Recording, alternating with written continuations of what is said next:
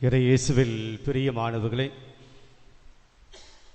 இன்று திருவருகை காலத்தினுடைய இரண்டாம் ஞாயிறை நாம் சிறப்பிக்கிறோம். திருவருகை காலத்தினுடைய முதல் ஞாயிறு எதிர்நோக்கின் மெழுகுதிரியை ஏற்றி எதிர்நோக்கு நம்பிக்கை என்ற மைய சிந்தனையிலே நாம் கடந்த ஞாயிறை நாம் சிந்தித்தோம். இன்று திருவருகை காலத்தினுடைய இரண்டாவது ஞாயிற்றுக்கிழமை இரண்டாம் திரியை நாம் ஏற்றிருக்கிறோம். இது த கேண்டில் ஆஃப் பெத்லகேம் என்று அழைக்கப்படுகிற கேண்டில். முதல் ஞாயிற்றுக்கிழமை ஏற்றது ப்ரொஃபட்டிக் கேண்டில் என்று சொல்லுவார்கள், இறைவாக்கினர்களின் மெழுகுதிரி. கடந்த ஞாயிற்றுக்கிழமை நாம் ஏற்றியது. இன்றைய மெழுகுதிரியை, இரண்டாவது மெழுகுதிரியை பெத்லகேம் கேண்டில் அல்லது கேண்டில் ஆஃப் பெத்லகேம் என்று நாம் அழைக்கிறோம். அன்னை மரியாள், சூசையப்பர் இருவரும் பெத்லகேம் நோக்கி செல்லக்கூடிய அந்த பயணத்தை குறிக்கக்கூடிய ஒரு மெழுகுதிரியாக இருக்கிறது. இன்றைய வாசகங்கள் அனைத்தும் அமைதியை பற்றி யோசிக்க, தியானிக்க நம்மை அழைப்பு விடுக்கின்றன. இது அமைதி ஞாயிறு என்று நாம் கொண்டாடுகிறோம். கடந்த ஞாயிற்றுக்கிழமை எதிர்நோக்கு நம்பிக்கை ஞாயிறு. இன்று இரண்டாவது வாரம் அமைதி ஞாயிறாக நமக்கு கொடுக்கப்பட்டிருக்கிறது. அதை நிமித்தம் வாசகங்கள் நமக்கு அமைந்திருக்கின்றன. பிரியமானவர்களே, அமைதி என்றால் என்ன? அமைதி என்பது மௌனம் அல்ல, பேசாமல் இருப்பது அமைதி அதுவல்ல. சைலன்ஸ், பீஸ் வேற, சைலன்ஸ் வேற. பேசாமல் இருப்பது மௌனம். ஆனால் அமைதி என்பது மௌனம் அல்ல, அது வேறு. ஒரு அழகான ஒரு கதை ஒன்று உண்டு, பழைய கதைதான். ஒரு அரசன் தன்னுடைய நாட்டில் இருக்கக்கூடிய எல்லா ஓவியர்களை அழைக்கிறான். எனக்கு பிடித்தமான ஒரு அமைதியை சுட்டிக்காட்டக்கூடிய ஒரு படத்தை நீங்கள் வரைந்து கொடுக்க வேண்டும். எந்த படம் மிக அழகாக இருக்கிறதோ, அர்த்தமுள்ளதாக இருக்கிறதோ, அதுக்கு சன்மானம் கொடுக்கப்படும் என்று அறிவிக்கிறான். நாட்டில் இருக்கக்கூடிய எல்லா ஓவியர்களும் வருகிறார்கள். அவருடைய கற்பனை திறனை எல்லாம் வைத்து ஓவியங்களை வரைகிறார்கள். அந்த இறுதி நாள் வந்தது.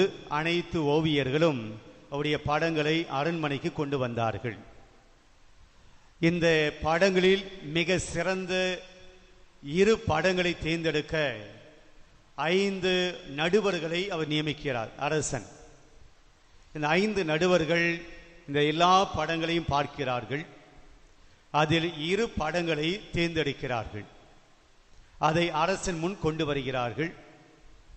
ஒன்று மிக அழகாக இருக்கக்கூடிய இயற்கை காட்சி, கடல், நீல வானம், இந்த கடலை சுற்றிய மலைகள், அந்த மலைகள் மீது அழகான பசுமையான மரங்கள், அந்த மரங்களுடைய கீழ்ப்பகுதியில் அழகான மலர்கள் அடங்கிய பூங்கா, பறவைகள் பறக்கக்கூடிய அந்த காட்சிகள், அந்த இயற்கையை, கடவுள் படைத்த அந்த இயற்கையை மிக அழகாக தத்துரமாக அந்த படத்தில் அவர் வெளியிட்டிருக்கிறார். கடல் அமைதியாக இருக்கிறது, எந்த சலனம் இல்லாமல் இருக்கிறது. மரங்கள் அமைதியாக இருக்கின்றன. அந்த பறவைகள் பறப்பது போல காட்சி. அது பார்க்கிற போதே ஒரு அமைதியான ஒரு சூழல் அந்த படத்திலே பார்க்க முடிகிறது. எல்லோரும் நினைத்தார்கள் இந்த படம்தான் முதல் பரிசை வெல்லும். இரண்டாவது இன்னொரு படத்தை அவர்கள் எடுத்து வைத்தார்கள். அதையும் அரசன் வந்து பார்க்கிறான். பார்க்கிற போது அந்த படத்தில் அதே கடல், அதே மலை, அதே வானம், அதே பறவைகள், இப்படியாக அந்த படத்தில் இருந்த அதே காட்சிகள் தான் இந்த படத்திலும் இருக்கின்றன. ஆனால் சின்ன சின்ன வேறுபாடுகள். கடல் இருக்கிறது. முதல் படத்தில் அது அமைதியாக இருந்தது. இங்கே அந்த கடலில் அலைகள் கொந்தளித்து இருப்பது போல காட்சி. முதல் படத்தில் மலைகள் மிக பசுமையாக இருக்கின்றன. இங்கே மலைகள் கரடு முரடாக, அங்கே எந்த விதமான பசுமையான காட்சி இல்லாமல் அங்கே பாறைகள் நிறைந்த அந்த மலையாக காட்சி கொடுக்கிறது. முதல் படத்தில் மரங்கள் அசையாமல் அமைதியாக இருக்கின்றன. இங்கே மரங்கள் புயலில் ஆடுவது போல அந்த மரங்கள் அமைக்கப்பட்டிருக்கின்றன. இங்கே பறவைகள் மிக அமைதியாக பறப்பது போல இருக்கின்றன. அங்கே பறவைகள் மற்ற பறவைகளோடு ஒரு போட்டி போட்டுக்கொண்டு ஓடுவது போல, பறப்பது போல ஒரு காட்சி. இந்த இரு படங்கள் அரசன் பார்க்கிறான். அமைதிக்கான படத்தை எடுக்க வேண்டும். எல்லோரும் நினைத்தார்கள் முதல் படத்தை அரசன் எடுப்பார் என்று சொல்லி. ஏன்னா அதுதான் அமைதியாக இருக்கிற எல்லாமே. ஆனால் அரசன் இரண்டாவது படத்தை எடுத்தான். அமைதிக்குள்ளான எந்த விதமும் அங்கே இல்லை. கடல் கொந்தளிக்கிறது, புயல் அடிக்கிறது, அங்கே மரங்கள் ஆடுகின்றன, அங்கே மலைகள் பாறைகளாக இருக்கின்றன, பசுமை இல்லை, பறவைகள் ஒன்றோடு ஒன்று போட்டி போட்டுக்கொண்டு ஓடிக்கொண்டிருக்கின்றன, பறந்து கொண்டிருக்கின்றன. அரசன் அந்த படத்தை எடுத்தான். எல்லாருக்கும் ஆச்சரியம். இப்ப அரசன் விளக்கம் கொடுக்க வேண்டும். அமைதிக்கான படத்தை வரைய சொன்னீர், ஆனால் அமைதி இல்லாத படத்தை எடுத்திருக்கிறீர். அதுதான் மிக சிறந்த அமைதிக்கான படம் என்று நீங்கள் தேர்ந்தெடுத்ததனுடைய நோக்கம் என்ன? எப்படி அதை நீங்கள் அமைதிக்குண்டான படமாக எடுத்தீர்கள்? அரசன் விளக்க வேண்டும். அரசன் இப்போது எல்லாரையும் பார்த்து சொன்னான், நீங்கள் நினைப்பது சரிதான், இந்த படம் அமைதிக்குண்டான படமாக இல்லை. கடல் கொந்தளிப்பது போல, மரங்கள் ஆடுவது போல, புயல் அடிப்பது போல, பாறை நிறைந்த மலைப்பகுதியாக அங்கிருப்பது அமைதிக்குண்டான விஷயம் இல்லை. ஆனால் அந்த ஓவியன் ஒரு மரம் ஆடிக்கொண்டிருக்கிறது. அந்த மரத்தினுடைய நடுவில் ஒரு சின்ன பறவை கூடு கட்டியிருக்கிறது. அந்த கூண்டுக்குள்ளே ஒரு பறவை தூங்கி கொண்டிருக்கிறது. அதுதான் இந்த படத்தினுடைய அழகு. தன்னை சுற்றி இருக்கக்கூடிய எல்லாமே பாறைகள் கட்டாந்தரையாக, அலைகள் ஓயாமல் பேரலைகளை எழுப்பிக் கொண்டு, சத்தங்களை எழுப்பிக் கொண்டு, மரங்கள் ஆடிக்கொண்டு இருந்தாலும் ஒரு பறவையினால் அமைதியாக தூங்கி கொண்டிருக்க முடிகிறது. அதுதான் அமைதிக்குள்ளான பரிசு என்று சொன்னார். சொல்லிவிட்டு தொடர்ந்தான், அமைதி என்பது பிரச்சனைகள் இல்லாத வாழ்க்கை அல்ல, போராட்டங்கள் இல்லாத வாழ்க்கை அல்ல அமைதி, கஷ்டங்கள் இல்லாத வாழ்க்கை அல்ல அமைதியான வாழ்க்கை, எந்த விதமான சவால்கள் இல்லாமல் இருக்கக்கூடிய வாழ்க்கை அல்ல அமைதியான வாழ்க்கை. நம்மை சுற்றி அத்தனை போராட்டங்கள், சவால்கள், தோல்விகள், ஏக்கங்கள், கஷ்டங்கள், கவலைகள், பிரச்சனைகள் வந்தாலும் கூட நம்மால் அமைதியாக சலனம் இல்லாமல் நாம் இருப்பதுதான் அமைதி. அதனால் இதுதான் முதல் பரிசு என்று சொன்னான். நாம் என்ன நினைக்கிறோம்? பொதுவாக அமைதி என்றால் எனக்கு எந்த பிரச்சனையும் இல்லாமல் இருப்பது அமைதியான வாழ்க்கை, எந்த கஷ்டமும் இல்லாமல் இருப்பது அமைதியான வாழ்க்கை, எந்த போராட்டங்களும் சவால்களும் இல்லாமல் இருப்பது அமைதியான வாழ்க்கை. அப்படிதான் நாம் நினைக்கிறோம். அந்த வாழ்க்கையை தான் எதிர்பார்த்து கொண்டு நாம் ஓடிக்கொண்டிருக்கிறோம். நடக்குமா அது? வாழ்க்கையிலே பிரச்சனைகளே, துன்பங்களே, கஷ்டங்களே, ஏமாற்றங்களே, வருத்தங்களே, கவலைகளே இல்லாம ஒரு வாழ்க்கை நமக்கு கிடைக்கும். அதுக்கு பின்னாடி தான் நம்முடைய வாழ்க்கை அமைதியா மாறும் என்று நாம் இருந்தோம் என்றால் ஒருபோதும் நாம் அமைதியான வாழ்க்கையை வாழ முடியும். அப்ப அமைதி என்பது என்ன? மௌனம் அல்ல அமைதி. போராட்டங்கள் மத்தியிலும் சலனம் இல்லாமல் இருப்பது, சவால்கள் மத்தியிலும் நல்ல முடிவுகள் எடுக்கக்கூடிய ஒரு மனநிலை. என்னை சுற்றி எத்தனை பிரச்சனை வந்தாலும் நான் அதை சரியாக பார்க்கக்கூடிய தெளிவான மனநிலை, குழப்பம் இல்லாமல் இருப்பது. பிரியமானவர்களே, அப்படிப்பட்ட ஒரு வாழ்க்கை இருக்க முடியுமா அப்படின்னா நம்முடைய மனசு சொல்லுது இருக்க முடியாது. அப்படிதானே? தலையை ஆற்றீங்களா இல்லை தூங்கி நிற்கிறீங்கன்னு தெரியல. அப்படி இருக்க முடியுமா? எதை பற்றியும் கவலைப்படாம, வாழ்க்கையில் நடக்கக்கூடிய எதை பற்றியும் கவலைப்படாம அப்படியே ஒரு கல்லு போல, மண்ணு போல, எந்த சலனம் இல்லாமல், உணர்வு இல்லாமல் அப்படி நம்மால் இருக்க முடியுமா? முடியாது. இப்போ இந்த பதில் வரலன்னா நானே அமைதி இழந்திருப்பேன். பிரியமானவர்களே, வாழ்க்கையில எதை பற்றியும் கவலைப்படாமல் இருப்பது அமைதியாக இருப்பது அல்ல. குடும்பத்தை பற்றி கவலைப்படணும், குடும்பத்தை பற்றி நாம் அக்கறை எடுக்கணும். நம்முடைய வாழ்க்கையில் வரக்கூடிய சவால்கள், போராட்டங்கள், இதையெல்லாம் நாம் பார்த்து அதை என்ன செய்ய வேண்டும் என்று அதன் மீது நமக்கு அக்கறை வேண்டும். கன்சர்ன் இருக்கணும். பிள்ளைகள் மீது கன்சர்ன் இருக்கணும், மனைவி மீது, கணவன் மீது கன்சர்ன் இருக்கணும்.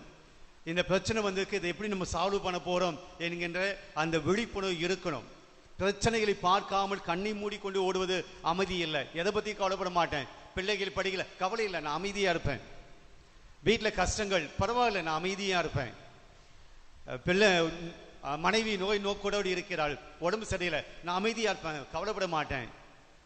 பிரியமானவர்களே, கன்சர்ன் இல்லாமல் இருப்பது, நம்முடைய குடும்பத்தில் நடக்கக்கூடிய நிகழ்வுகள் மீது எவ்வித மனநிலை கவலைப்படாமல் இருப்பது அமைதி அல்ல. பொறுப்பற்ற நிலையில் இருப்பது அமைதி அல்ல. மாறாக அமைதி என்பது பதட்டப்படாமல் இருப்பது. மனைவி உடம்பு சொல்ல, ஐயோ என்ன செய்தாச்சு, பதட்டப்படாமல் பார்ப்பது, என்ன செய்ய வேண்டும் என்று யோசிப்பது. பிசினஸ்ல ஒரு தோல்வி, பதட்டப்படாமல் இருப்பது. ஏன் தோல்வி, அந்த தோல்வி எதனால் வந்தது, நாம் இந்த தோல்வியை வெற்றியாக மாற்ற நாம் என்ன செய்ய வேண்டும் என்று யோசிப்பது. அந்த தெளிவான மனநிலை தான் அமைதி. அப்ப அமைதி என்பது வெளியிலிருந்து என்னை தேடி வருவதா அல்லது எனக்குள் இருந்து வெளியே வருவதா அமைதி? இதுதான் அமைதி. எங்கிருந்து வரமாட்டேங்குது, பதிலே வரமாட்டேங்குது. அமைதி என்பது வெளியிலிருந்து எனக்குள் வருவதா அல்லது எனக்குள் இருந்து வெளியே நான் வெளிப்படுத்துவதா? எனக்குள் இருந்து வெளிப்படுத்துவது. சமாதானம் என்பது வேறு, அமைதி என்பது வேறு. ரெண்டு பேர் சண்டை போட்டுக்கிறாங்க, ரெண்டு பேரும் சமாதானப்படுத்த வேண்டும். நடுவர் வருகிறார், வந்து ரெண்டு பிள்ளைகளுக்கு சண்டை, வீட்டில் ரெண்டு பேரும் அடிச்சுக்கிங்க அப்படின்னு சொல்லி அப்பா அம்மா விட்டுடுவாங்களா? நீங்கள் அமைதியாக பார்த்தா விட்டுடுவீங்க பொழுது, அடிச்சு சாவுங்கடா அப்படின்ட்டு விட்டுட மாட்டீங்க. ரெண்டு பேரையும் அழைத்து பேசி சமாதானம் செய்வீங்க. கை கொடு அப்படின்னு சொல்லி சமாதானம் செய்வீங்க. அப்போ அவங்க ரெண்டு பேரும் சமாதானம் செய்து கொள்வது நீங்கள் எடுக்கிற முயற்சி, அது வெளியிலிருந்து வரக்கூடிய ஒன்று.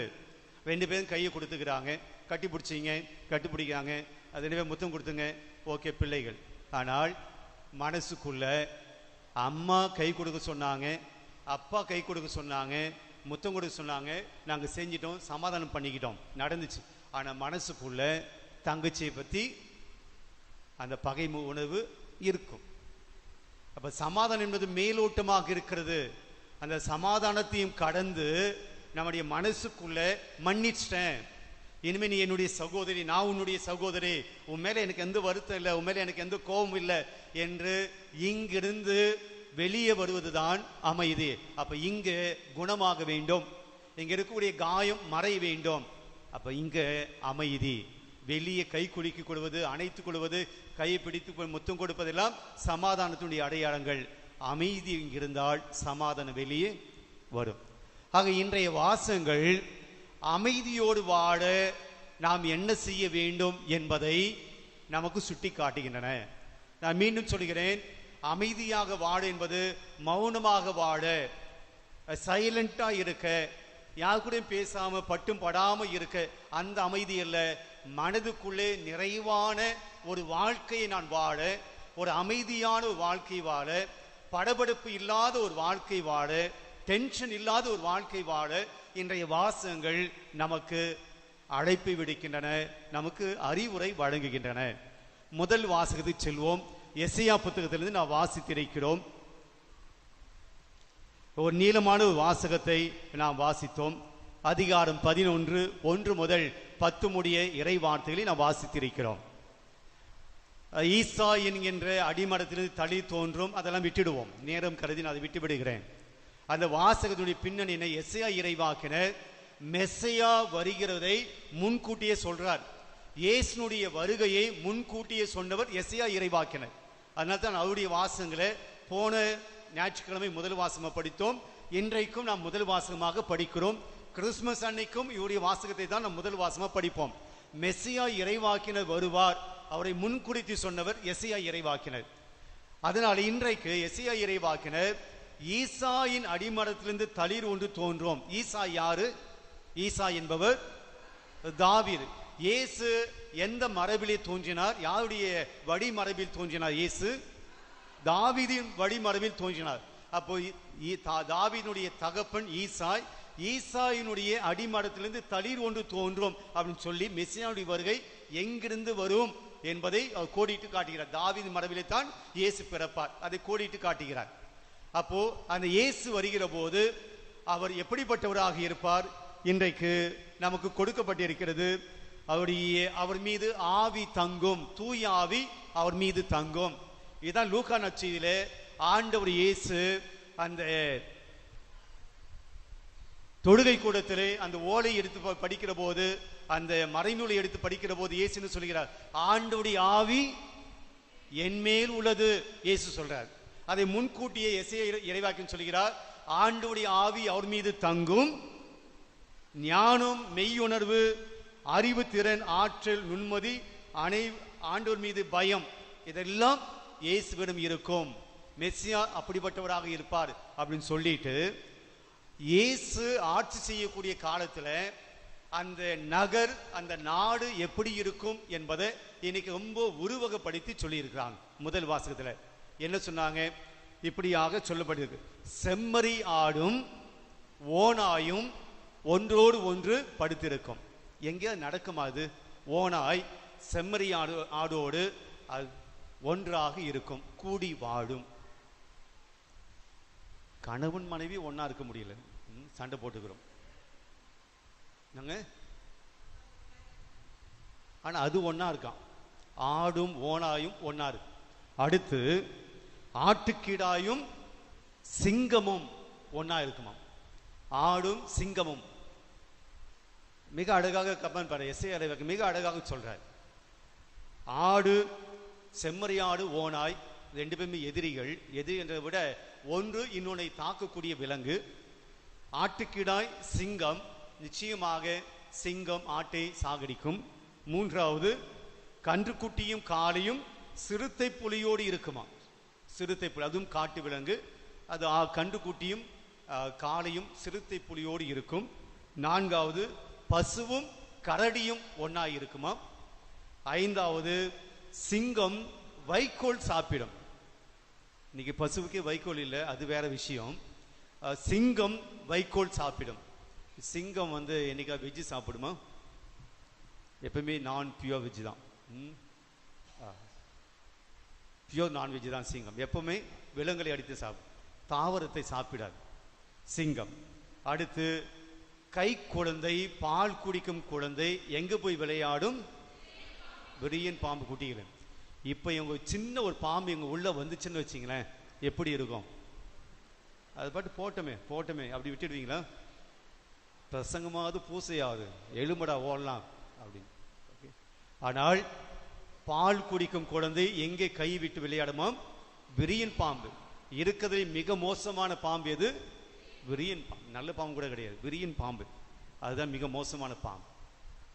எஸ்ஐயா இறைவாக்கு எவ்வளவு அழகாக சொல்லிட்டு, இதெல்லாம் ஆண்டவருடைய நாளில் இல்லாமல் போயிடும். என்ன சொல்றார்? தீமை செய்வோர் யாரும் இலர். இன்னைக்கு முதல் வாசம் அப்படிதான் முடியுது. அங்கே ஆண்டவருடைய நாளில் தீமை செய்கிறவர்கள் யாரும் இருக்க மாட்டாங்க. சிங்கம் தீமை செய்யாது, சிறுத்தை புலி தீமை செய்யாது, கரடி தீமை செய்யாது. எந்த காட்டு விலங்குகளும் வீட்டு விலங்குகளை அடித்து சாப்பிடாது. அப்படின்னு என்ன அர்த்தம்? ஒரு அமைதியான நிலை எப்போ? மெஸ்ஸியாவினுடைய நாளில் இருக்கும் என்று சொல்கிறார். பிரியமானவர்களே, முதல் செய்தி என்ன? மெஸ்ஸியா இருக்கிற இடத்தில் அல்லது இயேசு இருக்கக்கூடிய இடத்தில், இயேசு ஆட்சி செய்யக்கூடிய இடத்தில் என்ன இருக்காது? அமைதியற்ற நிலை இருக்காது, அமைதி இருக்கும். இயேசு இருக்கக்கூடிய இடத்துல அமைதி மட்டும்தான் இருக்கும். அதனால தான் இயேசு சொல்கிறார், அமைதியை ஏற்படுத்துவோர் பேறு பெற்று. அது எனக்கு தெரியும். அதுக்கு அடுத்த லைன், அமைதியை ஏற்படுத்துவோர் பேறு பெற்று, ஏனெனில் அவர்கள் கடவுளை காண்பர். அவங்க கடவுளை பார்க்க முடியும் என்று சொல்கிறார். அப்ப முதல் செய்தி, பிரியமானவர்களே, நம்முடைய வாழ்க்கையில அமைதி வரணும், உங்க குடும்பத்துல அமைதி வரணும். நான் மீண்டும் சொல்கிறேன், அமைதி என்பது கஷ்டமில்லாத வீடு, கஷ்டமில்லாத வாழ்க்கை, பிரச்சனை இல்லாத வாழ்க்கை, துன்பம் இல்லாத வாழ்க்கை. அதை நான் சொல்லல. கஷ்டம் இருக்கு, துன்பம் இருக்கு, சவால்கள் இருக்கு, தோல்விகள் இருக்கு, தாழ்வு நிலை இருக்கு, பிரச்சனைகள் சூழ்ந்து இருக்கு. அந்த சமயத்திலும் கூட என் குடும்பத்தில் பதட்டம் இல்லாமல், என் குடும்பத்தில் நடுநடுங்காமல், டென்ஷன் ஆகாம, ஸ்ட்ரெஸ் ஆகாம, டிப்ரெஷன் ஆகாம மிக தெளிவாக என் வாழ்க்கையை ஓட வேண்டும் என்றால் என் குடும்பத்தில் யார் இருக்க வேண்டும்? இயேசு இருக்க வேண்டும். இயேசு உங்களுடைய குடும்பத்தை நிரப்பி இருக்க வேண்டும். இயேசு உங்களுடைய மனதை நிரப்பி இருக்க வேண்டும். இயேசுவினால் நாம் ஆட்கொள்ளப்பட்டு இருக்க வேண்டும். கடவுள் நம்முடைய குடும்பத்தை நம்மை வழிநடத்தக்கூடியவராக இருக்க வேண்டும். கடவுள் வழிநடத்துகிற குடும்பத்துல, கடவுள் இருக்கக்கூடிய அந்த இடத்துல, கடவுள் வாழக்கூடிய அந்த வீட்டுல அமைதி இருக்கும். இப்ப நாம யோசிக்கணும், என் வீட்டுல அப்படிப்பட்ட ஒரு சூழல் இல்லைன்னா என் வீட்டில் ஆண்டவர் இல்ல, ஆண்டவருடைய ஆவியானவர் என் வீட்டுல தங்கல, நான் வேற எதையோ யோசிக்கிறேன், ஆண்டவருக்கு மாறானதை நான் செய்யறேன், ஆண்டவருக்கு பிடிக்காத ஒரு வாழ்க்கையில் நான் வாழ்ந்து கொண்டிருக்கிறேன், ஆண்டவர் இல்லாத ஒரு வீட்டை நான் வாழ்ந்து கொண்டிருக்கிறேன், ஆண்டவருடைய பிரசன்னம் அங்க இல்ல, அதனாலதான் சண்டை.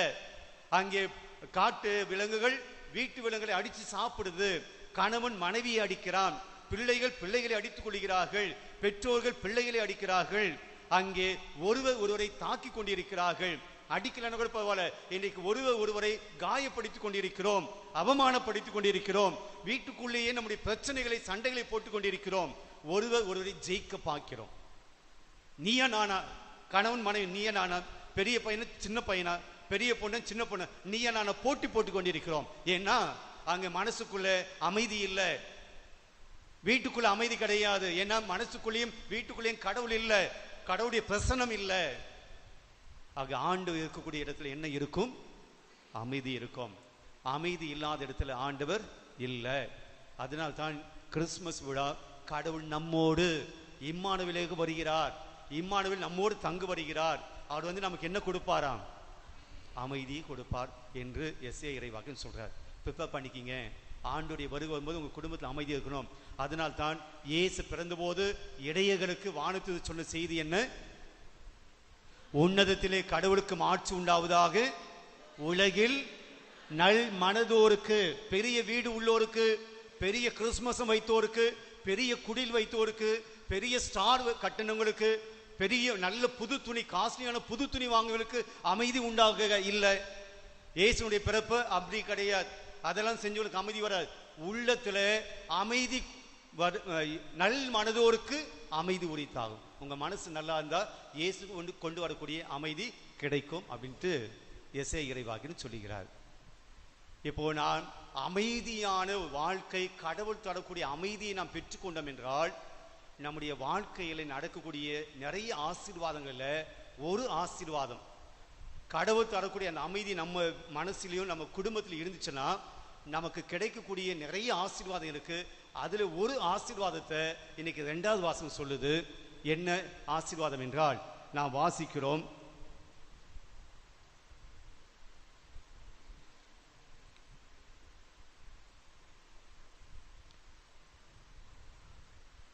கிறிஸ்து இயேசுவின் முன்மாதிரிக்கு ஏற்ப நீங்கள் ஒரே மனத்தினராய் இருக்குமாறு மன உறுதியையும் ஊக்கத்தையும் தரும் கடவுள் உங்களுக்கு அருள் புரிவாராக. கிறிஸ்து இயேசுவின் முன்மாதிரிக்கு ஏற்ப நீங்கள் ஒரே மனதினராய் இருக்குமாறு, ஒரே மனதோடு இருக்குமாறு. அடுத்த வாக்கியம் பாருங்க. ஆகியால் கிறிஸ்து உங்களை ஏற்றுக்கொண்டது போல நீங்களும் ஒருவரை ஏற்றுக்கொள்ளுங்கள், அப்போது கடவுளை பெருமைப்படுத்துவீர்கள். பிரியமானவர்களே, அதுக்கு முன்னாடி கூட நாம் பார்க்கிறோம், கடவுளை நாம் ஏற்றுக்கொள்கிற போது, நம்புகிற போது நாம் எல்லாம் எப்படி இருப்போமா? ஒரே மனத்தவராய் இருப்போம். வேற வார்த்தை எப்படி சொல்ல முடியும்? ஒரே மனத்தவராய் நாம் இருக்கிறோம் என்றால் எப்படி வேற வார்த்தை என்ன சொல்ல முடியும்? ஒரே மனநிலையோடு, வேற வார்த்தை ஒரே மனத்தவராய் நாம் இருக்கிறோம் என்றால் அது எப்படி நாம் இன்னொரு வார்த்தையில் சொல்ல முடியும்?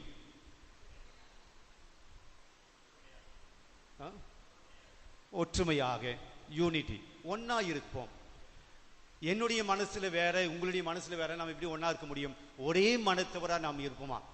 அப்போ கடவுள் தரக்கூடிய அமைதி எனக்குள் இருந்தால் என் குடும்பத்தில் இருக்க நான் எல்லோருமே ஒரே மனத்தவராய் இருப்போம், ஒன்னாய் இருப்போம். பிரியமான யோவான் நற்செய்தி எடுத்துக்கோங்க. யோவான் நற்செய்தி அதிகாரம்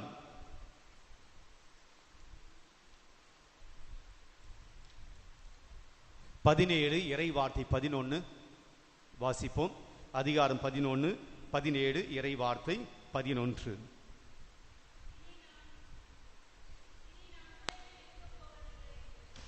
அவர்கள் உலகில் இருப்பார்கள், நான் உம்மிடம் வருகிறேன். தூய தந்தையே, நாம் ஒன்றாய் இருப்பது போல். இயேசு தன்னுடைய தந்தைகிட்ட ஜெபிக்கிறார். என்ன சொல்கிறார்? தூய தந்தையே, நாம் ஒன்றாய் இருப்பது போல். நாம் ஒன்றாய் இருப்பது போல. பையனும் அப்பாவும் ஒன்னா இருக்காங்களாம். தந்தையும் மகனும் தூயாவையும் மூன்று பேர் ஒன்றாக இருக்கிறார்கள். நாம் ஒன்றாய் இருப்பது போல அவர்களும் ஒன்றாய் இருக்கும்படி நீர் எனக்கு அளித்த உம் பெயரின் ஆற்றலால் அவர்களை காத்தருளும். பிரியமான சீடர்களை பத்தி சொல்றாரு. அவர் சீடர்களை விட்டு பிரிந்து போக போகிறார் சொல்றாரு. நாம ஒன்னா இருந்தோம் இல்லைங்களா, அது போல நான் இந்த சீடர்களை விட்டு நான் சாக போகிறேன். என்னுடைய இறப்புக்கு பின்னாடி இவர்கள் சண்டை போடாம இருக்கணும், பிரிஞ்சு போகாம இருக்கணும், வேறு மனத்தவரா போயிடக்கூடாது. ஏன்னா நான் அவங்களோடு இல்லை, நான் உங்ககிட்ட வரும்போது இவர்கள் ஒன்னா இருக்கணும் ஆண்டவர் என்று இயேசு தன்னுடைய சீடர்கள் ஒன்னா இருக்கணும் சொல்லி வேண்டுகிறார். இன்னைக்கு அந்த இயேசு நம்மை பார்த்து என்ன சொல்லுவார்? இவங்களாம் பிரிஞ்சுக்கிறாங்க, சண்டை போட்டுக்குங்க, வேறு மனத்தவராக இருங்க. நம்மை பார்த்து அப்படி சொல்வாரா? நம்மை பார்த்து என்ன சொல்லுகிறார்? இவர்கள் ஒன்றாய் இருப்பார்களாக நம்மை பார்த்து சொல்கிறார். அதே அதிகாரம் வசனம் 21 வாசிப்போம். யோவான் 17:21. எல்லாரும் ஒன்றாய் இருப்பார்களாக. எல்லாரும் ஒன்றாய் இருப்பார்களாக. இயேசு மீண்டும் சொல்றார், எல்லாரும் ஒண்ணு. சீடர்கள் மட்டும் கிடையாது, எல்லாம் ஒன்னா இருக்கணும். அதனால் ஒன்னாய் இருந்தால், தந்தையே, நீர் என்னுள்ளும் நான் உம்முள்ளும் இருப்பது போல் அவர்களும் ஒன்றாய் இருப்பார்களாக. இதனால் நீரே என்னை அனுப்பினீர் என்று. இந்த வசனம் ரொம்ப முக்கியம். அவங்க ஒன்னா இருந்தாங்கன்னா, இதனால் நீரே என்னை அனுப்பினீர் என்று உலகம் நம்பும். உலகம் இயேசுவை நம்பணும்னா நாம எப்படி இருக்கணுமா? ஒன்னா இருக்கணும் சொல்றாங்க. கிறிஸ்தவங்க ஒன்னா இருப்பாங்க, இன்னும் உலகம் நம்பிக்கிட்டு இருக்கு. கிறிஸ்தவர்கள் ஒரு பேரணிக்கு போனாங்கன்னா, ஒரு பவனிக்கு போனாங்கன்னா போலீஸ் தேவையில்லை, ஏன்னா அவங்களுக்குள்ள சண்டை வராது. உலகம் நம்புது, சமூகம் இன்றைக்கு நம்புது. அவங்களுக்கு ப்ரொடெக்ஷன்லாம் ஒன்றும் தேவை கிடையாது. அவங்க சண்டை போட்டுக்க மாட்டாங்க, அவங்க மன்னிப்பாங்க, ரொம்ப அமைதியானவர்கள், அவர்கள் ஈஸியா மன்னிப்பாங்க. இன்னும் உலகம் நம்புது. ஆனா நாம நம்ப முடியாது, ஏன்னா நமக்கு தான் தெரியும் நமக்குள்ள என்ன நடக்குது அப்படின்னு, இல்லைங்களா? அனைவரும் ஒன்றாய் இருந்தால் நீரே என்னை அனுப்பினீர் என்று உலகம் நம்பும். பிரியமானவர்களே, நமக்குள்ள அமைதி இருந்துச்சுன்னா அந்த அமைதி எப்படி வெளிப்படுமாம்? நாமெல்லாம் ஒன்னா இருப்போம். சண்டை போட்டு கொண்டிருந்தால் நமக்குள்ள இயேசு இல்லை, இயேசுனுடைய அமைதி இல்லை. அது வீடானாலும் சரி, நம்முடைய பங்கு தலமானாலும் சரி, அன்பியமானாலும் சரி, பக்த சபைகளானாலும் சரி, நமக்குள் அன்பு இல்லை. பிரியமானவர்களே, ஆக இன்றைக்கு நமக்குள்ள அமைதி இல்லைன்னா, நமக்குள்ளே ஒரு மனத்தவராய் நாம் இல்லைன்னா என்ன செய்யணும்? இந்த கிறிஸ்துவ பிறப்பு விழாவுக்கு முன்னாடி நாம் என்ன செய்யணும்? அதுதான் இன்னைக்கு யோவான் நற்செய்தி சொல்கிறார். மனம் திருமுழுக்கு யோவான் சொல்கிறார், மனம் மாறுங்கள். மனம் மாறுங்கள் என்கின்ற இந்த வாக்கியத்துக்கு கிரேக்க வார்த்தை ரொம்ப அழகாக இருக்கும். மெட்டனோயா என்பது கிரேக்க வார்த்தை. அதுக்கு இன்னொரு பொருள் என்றால் டேக்கிங் யூ டர்ன். நம்மளோட வண்டி ஓட்டும் போது யூ டர்ன் எடுப்போம் இல்லையா, திரும்பி வர்றதுக்கு. இங்கே நிறைய யூ டர்ன் இருக்கு. நாம் போன திசையிலே போகாமல் என்ன செய்யணுமாம்? யூ டர்ன் எடுக்கணும். நான் தீய வாழ்க்கை வாழ்ந்து கொண்டிருக்கிறேன், அதே திசையில போகக்கூடாது. என்ன செய்யணும்? நான் நல்ல வாழ்க்கைக்கு வரணும். யூ டர்ன் எடு, ஆண்டவரை தேடி வா. மெட்டனோயா, டர்னிங் பேக். இதுதான் மெட்டனோயா. மனம் திரும்புதல் என்பது போகிற போக்கிலே போவதல்ல, முழுமையாக நான் என்னுடைய திசையை மாற்ற வேண்டும். இன்னைக்கு திருமுழுக்கு யோவான் சொல்றார், மனம் மாறுங்கள். மனம் மாறுன என்னது? அவரே சொல்றார், நீங்கள் மனம் மாறியவர்கள் என்பதை உங்களுடைய செயலில் காட்டுங்கள் அப்படின்னு சொல்றார். சும்மா நான் பாசனம் பண்ணிட்டேன், மனம் மாறிட்டேன், ஒரு தியானத்துக்கு வந்துட்டு நான் மனம் மாறிட்டேன் இல்லை. பாசனம் பண்ணாலும் கூட வாழ்க்கை மாறவில்லை என்றால் மெட்டனோயா கிடையாது, டர்னிங் பேக் கிடையாது. ஆண்டோடு நாம் திரும்பவில்லை. எனவே நீங்கள் ஆண்டோடைய ஆசீர்வாதத்தை பெறீங்க, பாவசனை செய்றீங்க, தியானத்தில் பங்கெடுக்கிறீங்க, பூசைக்கு வரீங்க, ஆண்டோடைய நற்கரை உட்கொள்கிறீர்கள், இறைவார்த்தை கேட்கிறீங்க. இதை நாங்கள் கடைபிடிக்கிறோம் என்று எங்க ஆலயத்தில் இருக்கிற போது நம்முடைய மனதை மாற்றிக்கொள்கிறோம். ஆனால் வீட்டுக்கு செல்கிற போது அதை நாம் செயலில் காட்ட வேண்டும். செயலில் காட்டுங்க அப்படின்னு சொல்றாரு. அது மட்டுமல்ல, நற்கனி தராத மரங்கள் எல்லாம் வெட்டப்படும். அப்ப நற்கனியை கொடுங்க, உங்க செயல நல்லது காட்டுங்க, நல்லது பேசுங்க. ஃபாதர் இன்ட்ரோடக்ஷன் சொன்னார், தீயதை விட்டுவிட வேண்டும், தீய சிந்தனை விட்டுவிட வேண்டும், தீயதை பேசுவதை விட்டுவிட வேண்டும். எல்லாத்தையும் மாத்துங்க, கம்ப்ளீட்டா மாத்திட்டு நீங்க யூ டர்ன் எடுங்க. ஞானஸ்தானம் வாங்கிய போது நீங்க எவ்வளவு தூயவர்களாக இருந்தீங்களோ அந்த நிலைக்கு வாங்க. அப்போ அமைதி உங்களுடைய உள்ளத்திலே கிடைக்கும். பிரியமானவர்களே, கிறிஸ்து பிறப்பு விழாவுக்காக தயாரிக்க நாளிலே இந்த வாரத்தினுடைய செய்தி, நம்முடைய வாழ்க்கையில பிரச்சனைகள் இருக்கும், துன்பங்கள் இருக்கும், சவால்கள் இருக்கும், தோல்விகள் இருக்கும், பலமான நெருக்கடிகள் இருக்கும், போராட்டங்கள் இருக்கும். ஆனால் படபடுப்பு இல்லாமல், டென்ஷன் இல்லாம, சண்டை சச்சரவுகளோடு வாடாமல், என்ன செய்வேன் குழப்பத்திலே வாடாமல் அமைதியாக நம்முடைய வாழ்க்கை வாட வேண்டும் என்றால் என்னுடைய வாசனை நமக்கு சொல்லுது, நீங்க ஆண்டவரோடு இணைந்திருங்கள். ஆண்டவருடைய பிரசன்னம் உங்களுடைய குடும்பத்தில் இருக்கட்டும். ஆண்டவர் உங்களை வழி நடத்துவது போல நீங்க பார்த்துக்குங்க. அங்கே சிங்கமும் ஆட்டும் காளியும் ஒன்னா இருப்பது போல உங்களுடைய குடும்பத்திலும் பிரச்சனை வருகிற போது நீங்கள் ஒன்னா இருப்பீங்க. ரொம்ப டென்ஷன் ஆக மாட்டீங்க, படபடப்பு ஏற்படாது, சண்டை போட மாட்டீங்க, சச்சரவு செய்ய மாட்டீங்க. ஆக இந்த வாரத்தில் அப்படிப்பட்ட ஒரு நிலையில் நம்முடைய குடும்பம், நம்முடைய வாழ்க்கை அமைய தொடர்ந்து திருப்பலியில் ஜெபிப்போம்.